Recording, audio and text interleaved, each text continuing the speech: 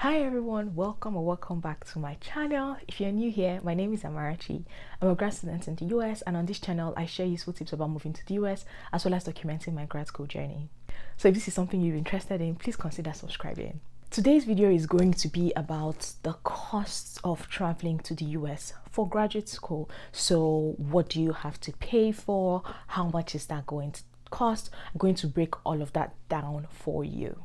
At the end of this video, you might feel like, oh my goodness, this is a lot, but I just want to tell you, even before I get into it, to remember that most of these costs are going to be spread across a time span of 6 months to 1 or 2 years, depending on when you do specific things or when you start preparing to go to grad school. So don't worry too much about it. The first thing that we're going to cover are the exams that most schools require you to take if you're going to apply for grad school. So TOEFL is an English proficiency exam, and in the US it is typically preferred over IELTS.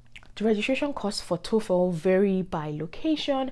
In Nigeria, it's currently $102. The Naira equivalent definitely fluctuates depending on the exchange rate, so I'm not going to include any numbers for that here. This registration cost includes taking the exam and also sending your results for free to up to 4 institutions or schools. However, if you want to send your results to more schools, then you pay $20 per additional school or institute. The next exam is GRE. Most schools require you to take GRE. The cost of GRE varies by country, but I found on their website that it's currently between $220 to $250. Just like TOEFL, the actual Naira equivalent varies, so I'm not going to include any numbers for that here. And again, just like TOEFL, this registration fee includes sending your results for free to up to 4 schools, but if you want to send your results to additional schools, it costs $30 per additional school. The next exam is GMAT. GMAT, I think, is mainly for people who are in the business field who wants to do an MBA or courses related to that. The current cost of the GMAT is $300 for the online version and $275 if you take it at a testing center. Like the other exams, this price includes sending your results for free to up to 5 schools, not 4 this time, but 5 schools. Sending the results to any additional recipients would cost you $35 per institution per school. The second thing would be the official transcript fee. So this is what you pay your undergraduate institution to send your transcript to the schools in the US. So a good number of schools in the US are fine with you doing your applications with just your unofficial transcript, which is like your student copy. Usually you can get this from an online portal, but after you get admitted, you have to send them your official transcript, and usually this is sent directly from your school, your undergraduate school, to the school in the US. They can either send it I think across by mail, like email, or they actually mail a physical copy of the transcript to the school in the US. Now, the cost of this varies from institution to institution, so I'm not going to include an exact price for this, but just keep this in mind that this is something you probably would need to do. The third thing would be WES evaluation. So for those of you who don't know, WES is a body that evaluates your results, your undergraduate results. You don't have to do this. If you have a good result and if you're the school you're applying to in the US doesn't require it, you definitely don't need to do this. However, WES evaluation is encouraged for people who in their undergraduate degree might have not had very good grades. So if you had a carryover and things like that, I encourage you to do the WES evaluation because it's going to help boost your CGPA.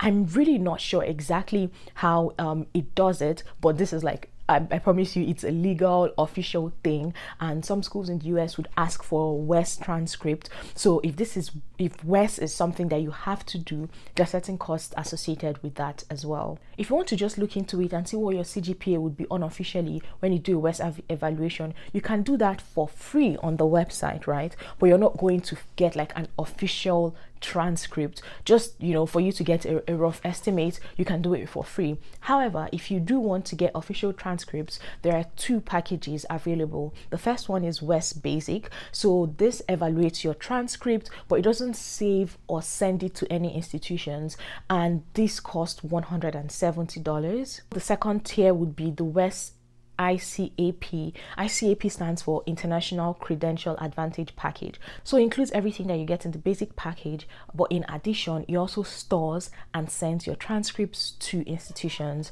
The current price of that is $217. Now, if you want additional copies of this transcript, if you went with the West Basic package, your first additional copy would cost you $52, and if you went with the West ICAP, your first additional copy would cost you $32. For the both packages, subsequent copies after the first one would cost $32 each.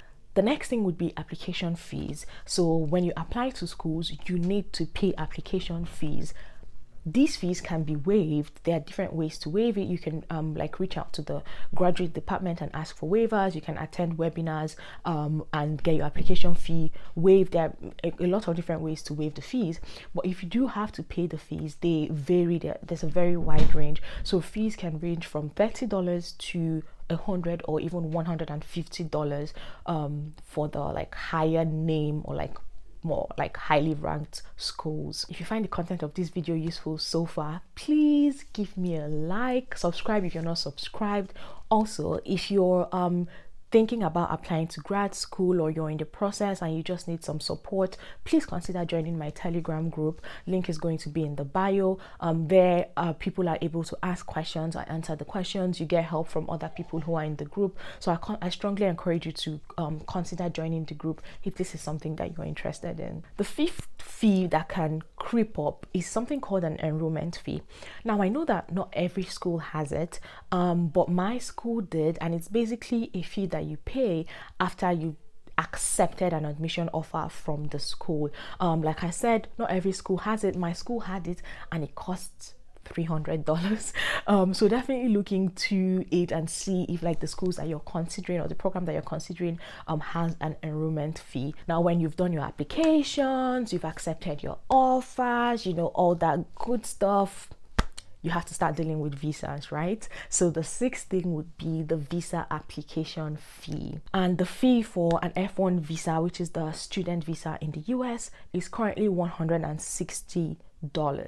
In Nigeria, the current rate is 72,000 naira. I can say this for sure because GT Bank is where you go to pay your US visa fees, not just the F1 one, but the visa fees in general. And GT Bank at every time has a fixed rate that they peg $160 to. So currently it's 72,000 naira. It fluctuates from time to time, but you can always go on the GT Bank website and see what the current price is. The seventh thing would be your SEVIS fee, SEVIS, which stands for Student and Exchange Visitors. So SEVIS is basically, I guess, a program that keeps track of students and exchange visitors. So if you're a student, they keep track to make sure that you're actually enrolled in school, like you said that you were going to. So every semester, the international office in the school has to enroll you on SEVIS. So you register for courses, and that goes through to the international office, and they enroll you in SEVIS, just to tell the US government that this person who said that they were coming to school in the US actually is going to school, and they haven't abandoned this and gone off to do something different. The SEVIS fee, it's a one-time payment, by the way. You have to pay this before your visa interview as well. The SEVIS fee costs $350, and there's a $10 processing charge, so it comes to a total of $360. When I was applying to grad school and doing all of these processes, I had no idea about SEVIS fee. It's something that definitely came at me sideways. I was like, oh, whoa, what is this? I had never heard about it. But yeah, that is something that you cannot escape. You have to pay the SEVIS fee. When your visa is approved and all of that, you're ready to go, you have to book a flight, right? You have to pay for a flight ticket. Now, flight tickets are also one of those things that vary greatly depending on different factors: the airline, the time of booking, your travel dates, the layover situation. It really depends on a lot of different factors. But flight tickets from Nigeria can range from about $700 to $2,000 or $3,000 depending on a plethora of factors. The ninth thing would be your tuition costs. Yes, of course, if you're going to grad school, you have some sort of tuition costs included.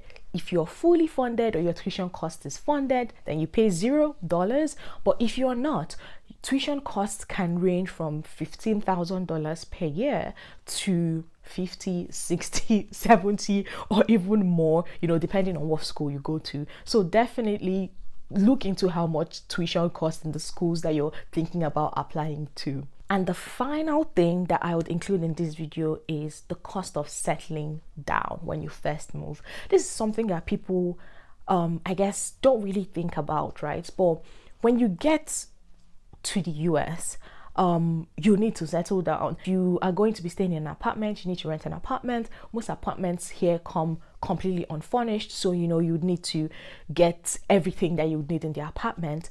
All of this costs money. You need to get groceries, you need to eat, right? Even if you're going to be fully funded, you still need some money with you, because guess what? When you first come to the US, money is not just going to be here waiting for you. There are a couple of things that you need to do. You need to open a bank account, set up a couple of things, and wait for payday, right? So you definitely need to have some money with you. I'd honestly advise maybe 2 to 3 times the amount of rent that you're going to be paying. So if you found a place, or the average cost of rent in the area, come with about 2 to 3 times that amount, because even when you go to rent a place, most times you're not only going to be paying that like 1 month's rent. You probably need to pay some sort of security deposit. You might also need to pay like the last month's rent. You might need to pay a realtor's fee. Lots of different things come into play, depending on the place. So generally speaking, have about 2 to 3 months worth of rent with you. If you want to learn more about like the process of settling down, all the different things that you need to do when you first move to the US, make sure you check out this video here. Yeah, and that's it for the fees, for the costs. So I'm not giving a total final amount in this video, because honestly, what it's going to cost varies from person to person depending on your individual situation, right? So I'm not going to tell you like, oh, moving to the US is going to cost you $10,000. No, it depends on how many schools you apply to, if you pay application fees or not, if you take all the exams that are required or not. There are so many different factors that come into play here. So what I would encourage you to do is use this video as a reference, as a guideline, right? Pick out what you think you're going to have to pay for and work out what that sum is for you and for your personal situation. And that's it for today's video. If you found the video useful, valuable, please like, share it to people who would find it useful, and please subscribe if you're not subscribed. Just click that subscribe button. Guys, over 80% of people who watch videos on my channel are not subscribed. What's going on? Are we fighting? What's happening? Please subscribe, please. Let's join this family. Let's make this family bigger and better. Yeah, thank you for watching. I will see you in the next video.